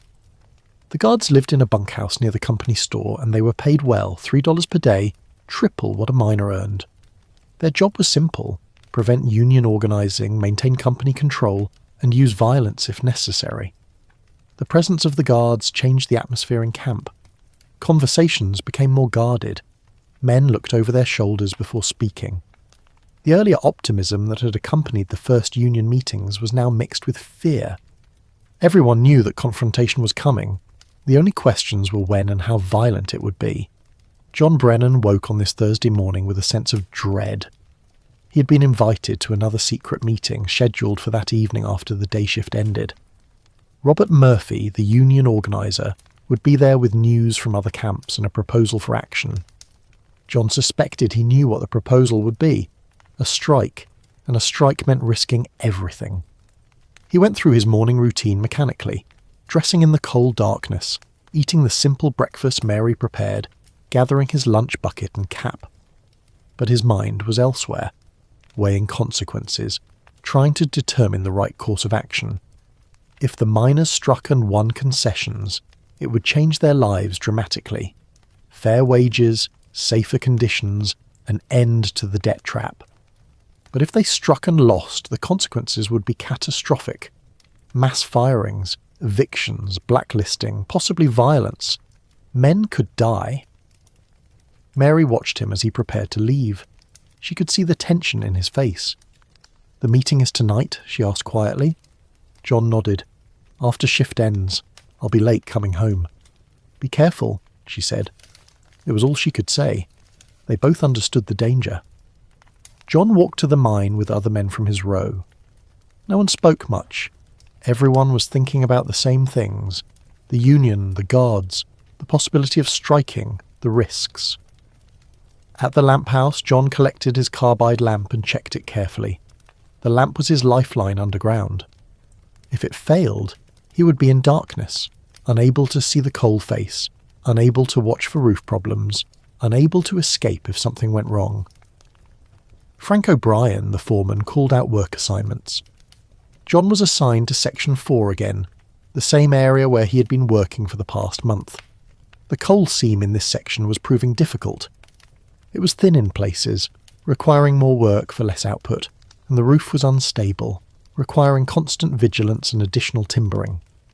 John's production had been lower than usual, which meant lower wages, which meant the family's debt to the company store continued to grow. The miners filed into the mine entrance and crowded onto the cage. The descent into darkness was the same as always. The rushing walls of the shaft, the dropping sensation in the stomach, the transition from cold, surface air to warm underground dampness. The cage reached the bottom and the miners dispersed to their sections. John walked the familiar tunnels to Section 4, his lamp casting shadows on the coal walls. He reached his work area, set down his lunch bucket, and inspected the roof as he always did. The roof looked stable enough, though there were small cracks visible in the rock overhead. He tapped the roof with his pick handle, listening for hollow sounds. Everything seemed acceptable. He knelt in the mud and began swinging his pick against the coal face. The morning passed slowly. The work was exhausting as always. Swing the pick, break the coal, shovel it into the car, swing again. The coal face was stubborn today, the coal harder than usual, requiring more effort to break free. John's arms ached within the first hour. His back protested the constant crouching. The coal dust filled his lungs with every breath, making him cough. Around 9 o'clock, John heard raised voices from somewhere else in the mine. The sound echoed through the tunnels, making it difficult to determine the source. Then he heard running footsteps. Something was happening. John dropped his pick and moved toward the main tunnel. Other miners were doing the same, converging from different sections. In the main tunnel, they found Frank O'Brien arguing with one of the company guards. The guard, a large man named Dawson, had come underground, which was unusual. Guards typically stayed on the surface unless there was trouble. "I'm telling you, there's been a slowdown," Dawson was saying. "Production is down 15% this week." "The superintendent wants to know why." "Men work as fast as they can," Frank replied, trying to remain calm. "Some sections have difficult coal." "It's not a slowdown, it's just the nature of the work." "The company thinks it's union agitation," Dawson said. "We've been told to watch for troublemakers. Anyone not pulling their weight gets reported." The miners listening to this exchange felt a chill. The company was actively looking for union members, trying to identify and eliminate them before they could organise a strike. If guards started watching production closely and reporting miners whose output was low, they could systematically fire anyone suspected of union membership. Dawson's eyes swept over the gathered miners. "Get back to work," he said. "All of you. And tell your friends, the company is watching. Anyone who causes trouble will regret it." The miners dispersed back to their sections. John returned to his coal face, his hands shaking slightly as he picked up his tool. The confrontation had been a warning. The company knew something was happening. They were preparing to crack down. If the union did not act soon, the company would destroy the organising effort before it could accomplish anything. John worked through the rest of the morning with renewed urgency. He needed to meet his quota, needed to avoid drawing attention. At noon, he stopped for lunch, sitting in the darkness and eating his cold biscuits and salt pork.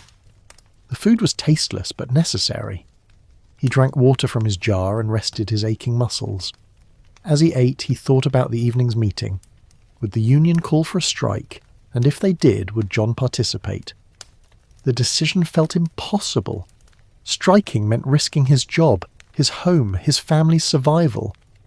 But not striking meant accepting the current system indefinitely, meant watching his lungs slowly fail, meant seeing his children follow him into the mines. The afternoon dragged on. John filled 2 more coal cars, bringing his daily total to 4, about 2.5 tons. At 60 cents per ton, he had earned $1.50 before deductions. It was not enough. It was never enough. But it was what he had. At 3:30, the end-of-shift whistle blew. John and the other miners walked back to the shaft and rode the cage to the surface. Emerging into daylight, blinking in the brightness, they returned their lamps and headed to the washhouse. John rinsed off the worst of the coal dust and walked home. Mary had dinner ready, potato soup and biscuits. The children ate quickly, hungry as always. After dinner, John told Mary he needed to go out for a while. She nodded, understanding. She gathered the children and took them to visit a neighbour, giving John an alibi in case anyone asked where he was. At 7 o'clock, as darkness fell over the camp, John walked quietly up the hillside into the woods. Other men were doing the same, approaching from different directions to avoid drawing attention. About 40 miners gathered at the meeting spot, more than had attended the first meeting. The organising had been successful. Robert Murphy was there, along with 2 other union organisers John had not seen before. They had travelled from other camps, bringing news and coordinating strategy. A small fire was built, kept low to minimise visibility from the valley below. Robert spoke first. "Brothers, thank you for coming. I know the risk you're taking by being here. The company is watching. They know something is happening. But that's exactly why we need to act now, before they can stop us." He explained the broader situation. Union organizing was happening across southern West Virginia. In the past month, membership had grown significantly. Thousands of miners had joined the United Mine Workers of America. But the coal companies were also organizing. They were hiring more guards, importing strikebreakers, preparing for confrontation. "We have a choice," Robert said. "We can wait, keep organizing quietly, hope to build more strength. Or we can act now while we have momentum before the companies destroy what we've built. The National Union leadership has authorized a strike. If we call it, they will support us with food, money and legal assistance. But the decision has to come from you, the miners. This is your fight. What do you want to do?" The miners began to talk among themselves, debating the options. Some argued for immediate action, others counselled caution. The arguments went back and forth, voices rising and falling in the darkness. Stefan Kowalski spoke up. "I say we strike. We've been organising for months. We have enough members. If we wait longer, the company will fire us one by one until the union is broken. Better to fight now, together, while we're strong." Another miner, an older man named George, disagreed. "A strike means no wages. How do we feed our families with no money coming in? The company will evict us from our houses.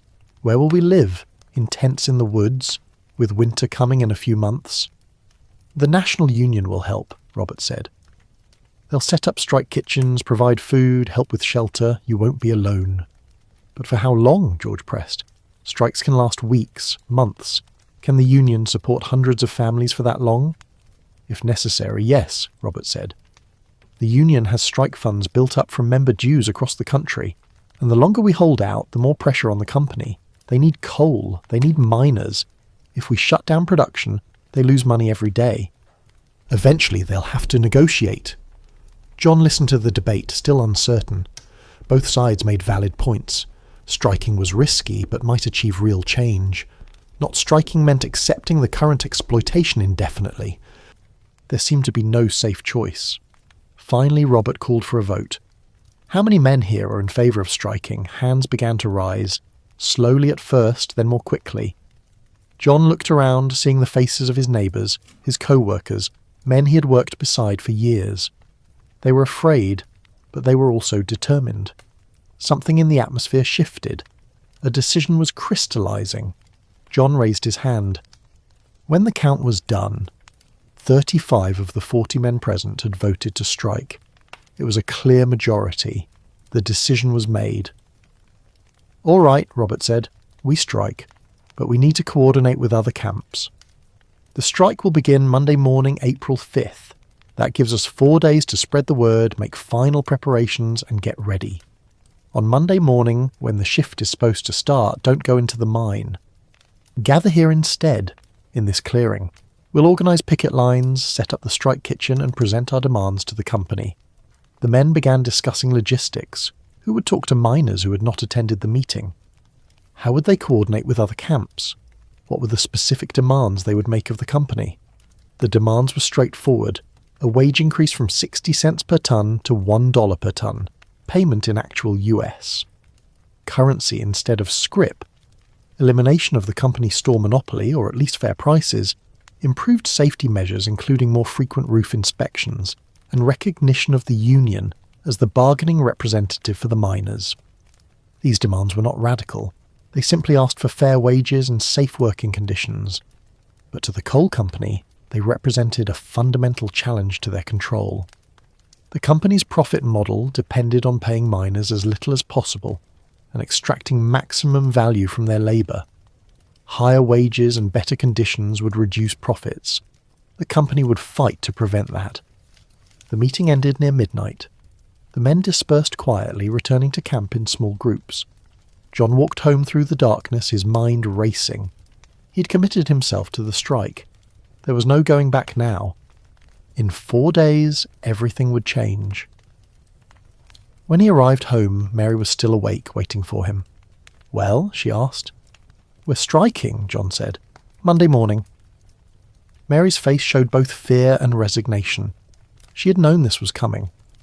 What happens now? We spread the word. We prepare. And we hope the company agrees to negotiate instead of bringing in guns. Mary nodded. She did not sleep well that night, and neither did John. They lay in bed listening to the sounds of the camp, distant coughing from neighbours, a baby crying, the rumble of the tipple operating through the night. All of this might soon change. The familiar routine of camp life might be shattered by confrontation and violence. The next 3 days were tense. Word of the upcoming strike spread through camp. Miners who had not joined the union were approached and asked to honour the picket line even if they did not officially join. Most agreed. The alternative was to be seen as a scab, a strikebreaker, which would make them pariahs in the community. But not everyone supported the strike. Some miners, especially those with large families and heavy debts, were too afraid to participate. They could not risk losing their jobs and homes. Others were sceptical that the union could actually win concessions from the company.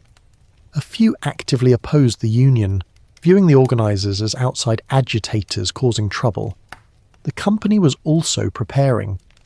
More guards arrived, bringing the total to 12. They established checkpoints at the entrances to camp and began stopping and questioning anyone trying to leave or enter. The superintendent, Harrison, posted notices around camp warning that any miner who participated in a strike would be fired immediately and evicted from company housing.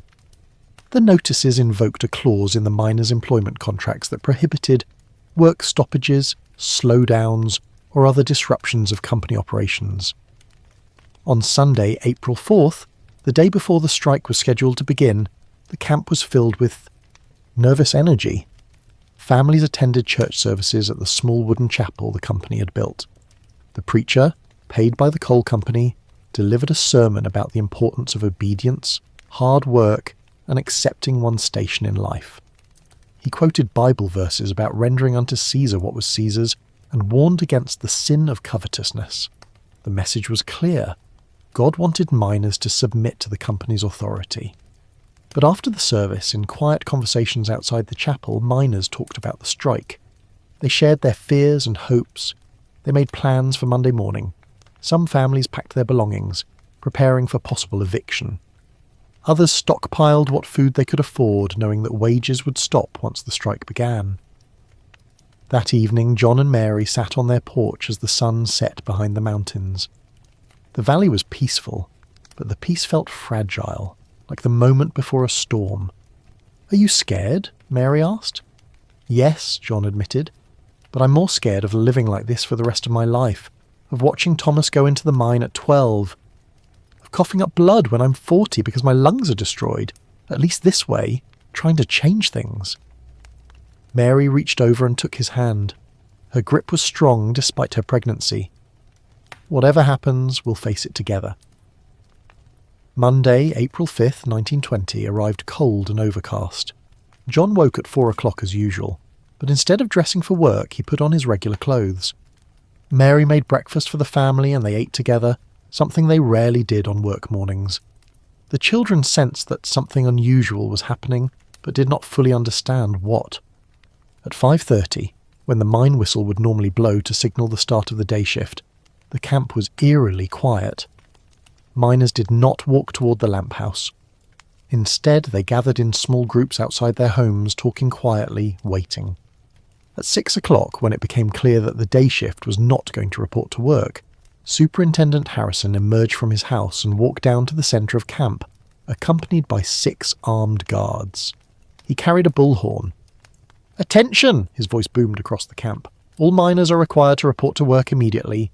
Any man who refuses will be fired and evicted. You have 30 minutes to comply." No one moved.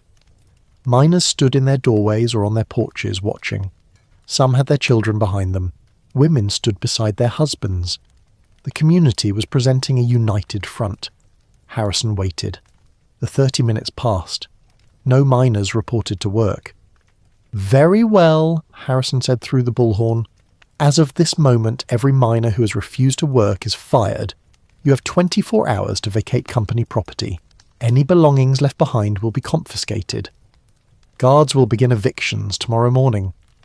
A murmur ran through the crowd. Eviction. Where would they go?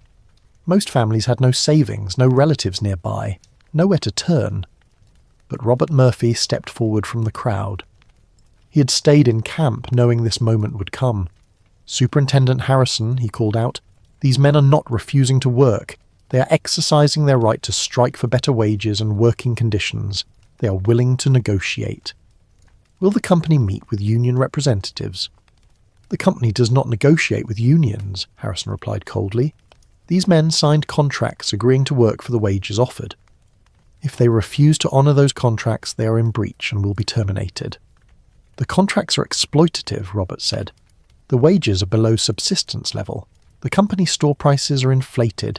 The working conditions are dangerous. These men are asking for basic fairness." "If they don't like the wages, they can work elsewhere," Harrison said. "No one is forcing them to stay. But if they choose to strike, they will lose their jobs and their homes. That is the consequence of their choice." The standoff continued for several more minutes, neither side willing to back down. Finally, Harrison turned and walked back toward his house, guards flanking him. The miners gathered in the clearing above camp, the same place where they had held their secret meetings. Robert Murphy stood on a tree stump and addressed the crowd, which now included not just miners but their wives and children as well, several hundred people in total. "The company has refused to negotiate," Robert announced. "They plan to evict you tomorrow, but we're not backing down. The National Union is sending support. Food and supplies will arrive by the end of the week. We're going to set up a strike camp here in these woods. We'll build shelters, organise picket lines, and hold out as long as it takes." Over the next few hours, the striking miners and their families began setting up a makeshift camp. Men cut saplings and built crude shelters, lean-tos covered with canvas tarps that the union had provided. Women organised communal cooking areas. Children gathered firewood. It was chaotic but determined. The community was coming together, refusing to be broken by the company's threats. By afternoon, the strike camp was taking shape.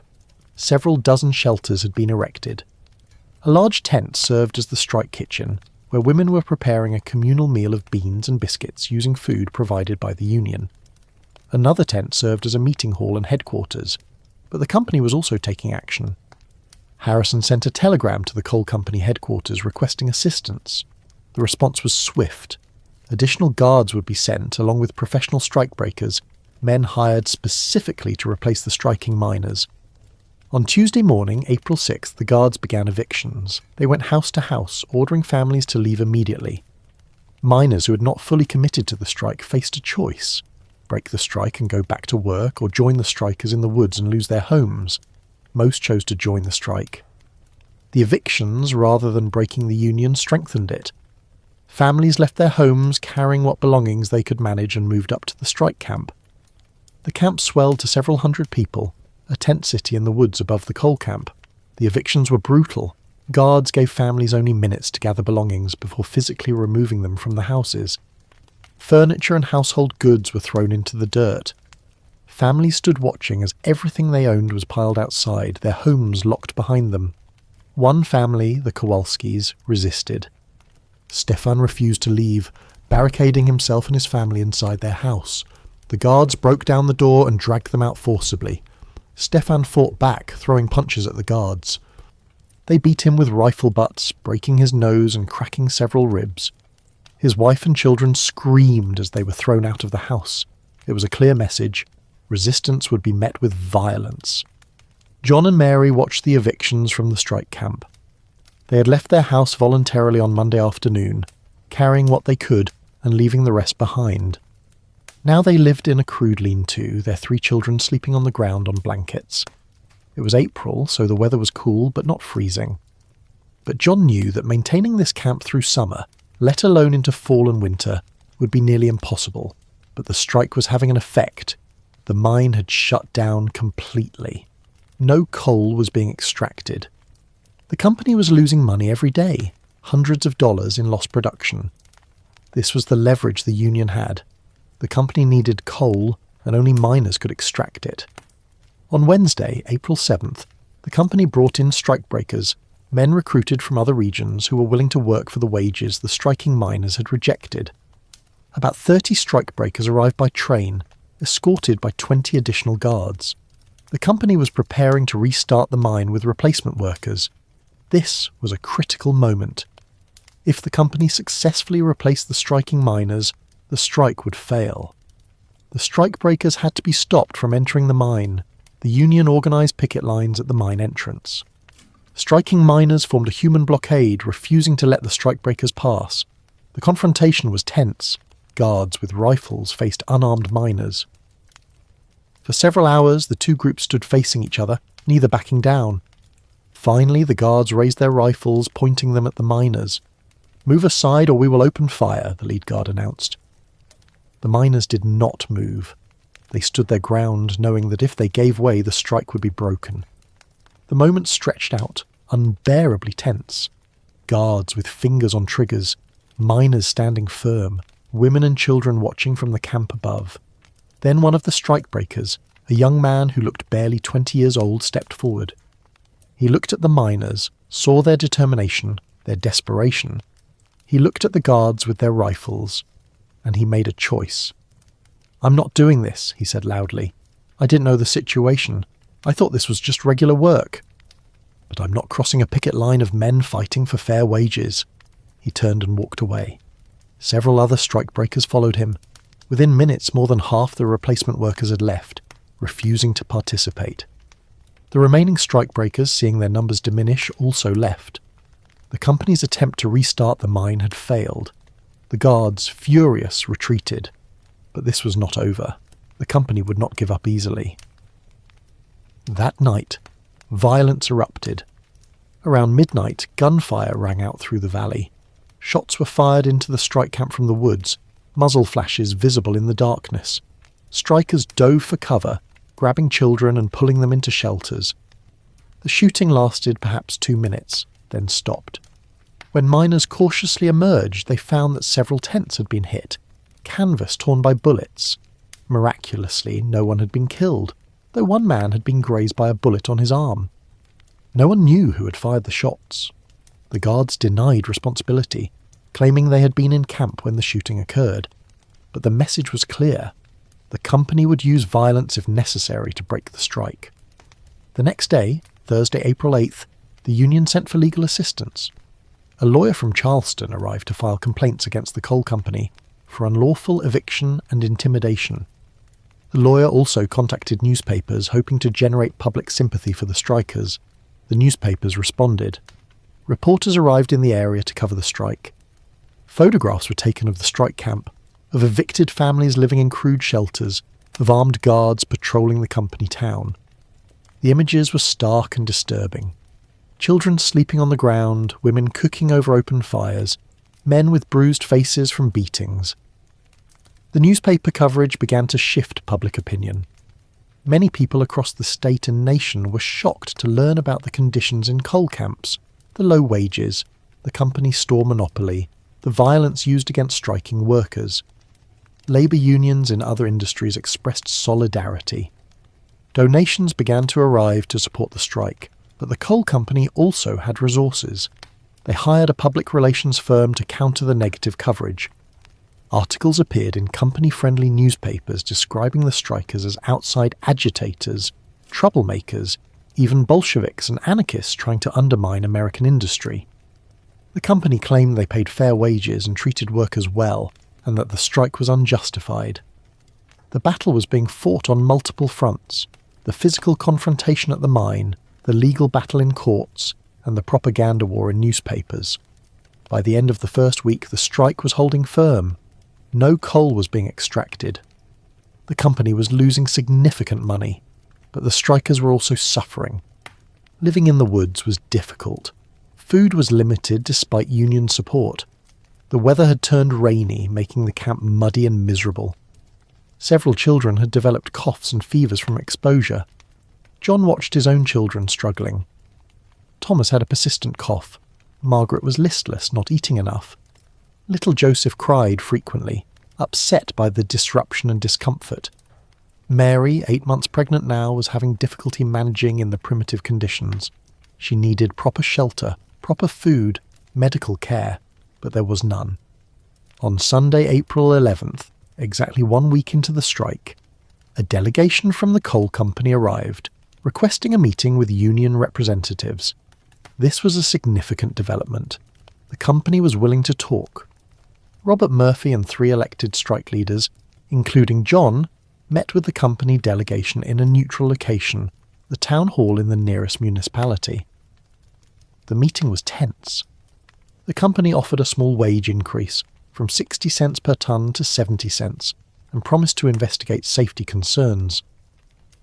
But they refused to recognise the union or eliminate the scrip system. The union delegation rejected the offer. It was not enough. The miners were demanding a full $1 per tonne and payment in real currency. The meeting ended without agreement, but the fact that the meeting had occurred was significant. It meant the company was feeling pressure. A second meeting was scheduled for later in the week. Meanwhile, conditions in the strike camp were deteriorating. Food supplies were running low. The union had promised support, but coordinating logistics was difficult. Rain continued to fall, and the camp was becoming a mud pit.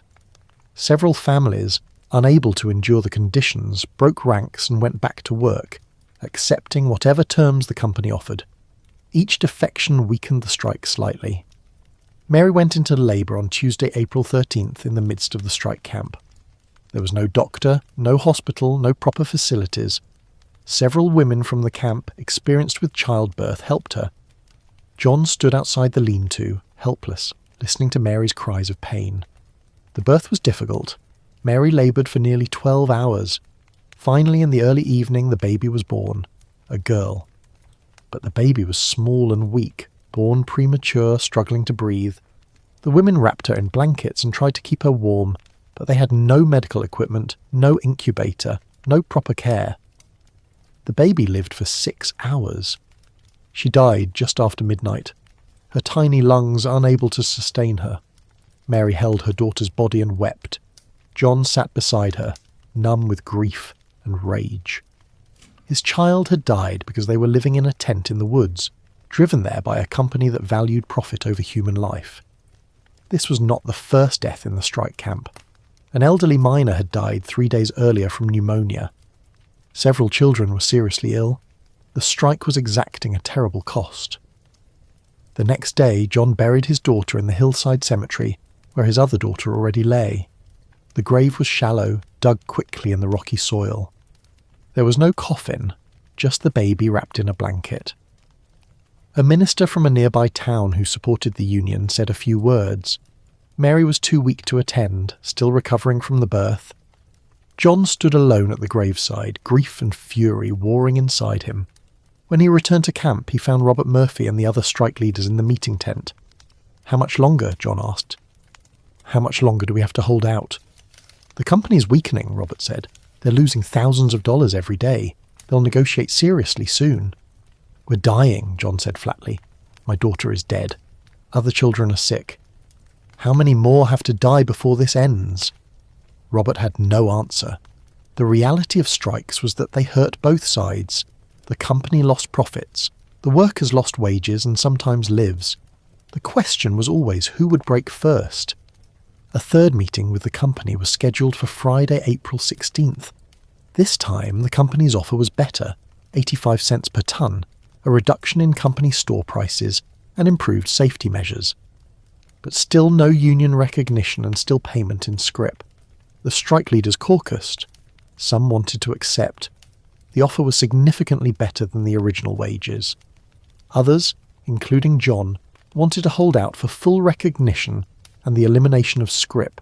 They put it to a vote among the strikers. The camp gathered, and Robert Murphy explained the offer. The debate was intense. People were exhausted, sick, grieving. Many wanted the strike to end, even if it meant accepting less than full victory. The vote was close, but ultimately the strikers voted to accept the company's offer. The strike would end. Miners would return to work under the new terms. The decision was announced on Saturday, April 17th. The strike had lasted 12 days. It had not achieved everything the union wanted, but it had won significant concessions.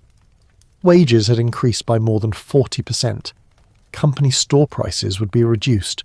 Safety inspections would be more frequent. These were real improvements that would materially affect miners' lives. But the victory felt hollow to John. His daughter was dead. Stefan Kowalski was still recovering from his beating. The elderly miner who had died of pneumonia would not benefit from higher wages. The cost had been enormous. Over the following week, the strike camp disbanded. Families moved back into company housing, which the company grudgingly allowed since they needed the workers. The crude shelters in the woods were dismantled. Life began to return to something resembling normal, but things had changed fundamentally. The miners had stood up to the company and won concessions. They had discovered their power. The union, though not officially recognised, continued to exist underground, ready to act again if needed. John returned to work on Monday, April 19th.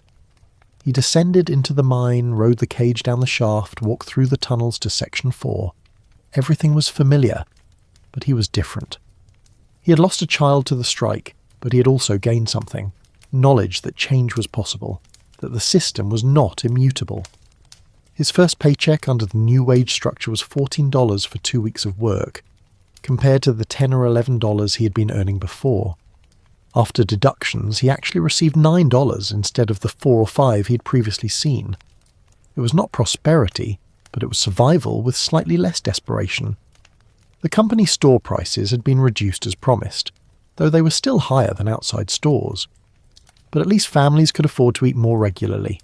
The debt trap was slightly less crushing. Safety inspections were more frequent. Roof falls still happened, but less often. The company installed better ventilation systems, not from altruism, but because the strike had demonstrated that miners could force change. Life in Camp Number. 7 settled into a new routine through the spring and summer of 1920.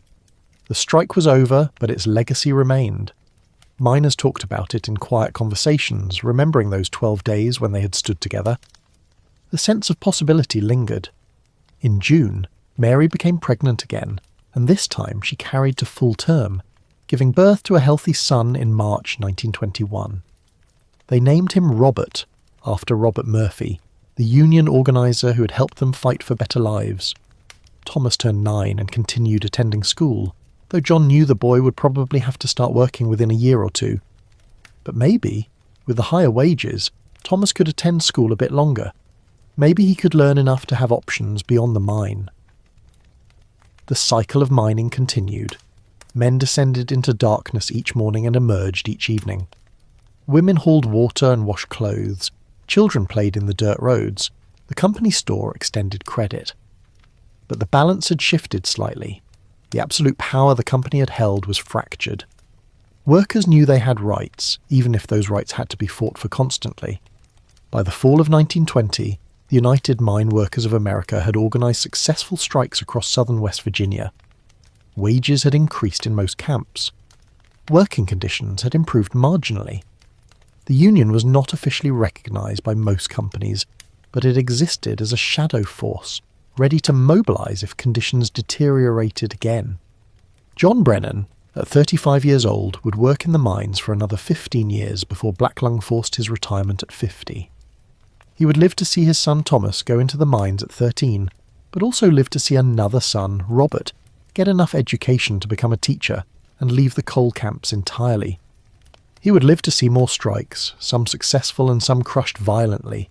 He would live through the Great Depression, when coal demand collapsed and camps shut down, throwing thousands out of work. But he would always remember April 1920, the 12 days when miners at Camp Number 7 stood together and forced a powerful company to negotiate. It had not been a complete victory. The struggle continued. But it had been a beginning, a moment when ordinary people realized they did not have to accept exploitation passively. On a quiet evening in late September 1920, John sat on the porch of his company house, watching the sun set behind the mountains. Mary sat beside him, nursing their new baby. The children played in the yard. The mine rumbled in the distance, the tipple processing coal from the night shift. "Was it worth it?" Mary asked quietly. She was thinking about their daughter who had died during the strike. John was silent for a long moment. Then he said, "I don't know. Maybe. We'll never know what would have happened if we hadn't struck." maybe we'd still be earning 60 cents a ton, deeper in debt with no hope of change. Maybe Thomas would already be working at the breaker, or maybe nothing would be different. I just know we had to try. Mary nodded. It was as much answer as existed. Life was not a story with clear morality and happy endings. It was struggle and survival, small victories and devastating losses, hope and despair intertwined. The mountains loomed on all sides, ancient and indifferent. Coal lay in seams through the rock, millions of tons waiting to be extracted by human labour. The work would continue, generation after generation, until the coal was gone or until some new source of energy replaced it. But for now, in this moment, in this camp, miners and their families endured. They worked and struggled and fought when they had to. They buried their dead and welcomed new children. They carried water and swung picks and hauled coal. They lived, and sometimes, when they stood together, they won. The system that exploited them was powerful, backed by money and guns and legal authority. But it was not invincible. It could be challenged. It could be changed, slowly, incrementally, at great cost. This was the lesson of April 1920 in Camp Number 7. This was what John Brennan and his fellow miners had learned, and it was a lesson they would not forget. The sun finished setting. Darkness spread across the valley. Lights began to appear in windows as families lit lamps. The mine continued operating, as it always did, a constant presence, source of both livelihood and suffering. Tomorrow John would descend into the mine again. He would swing his pick, breathe coal dust, watch the roof, fill his cars. He would earn his 85 cents per ton, feed his family, pay down debt, survive another day. This was coal mining in 1920. This was America. This was life.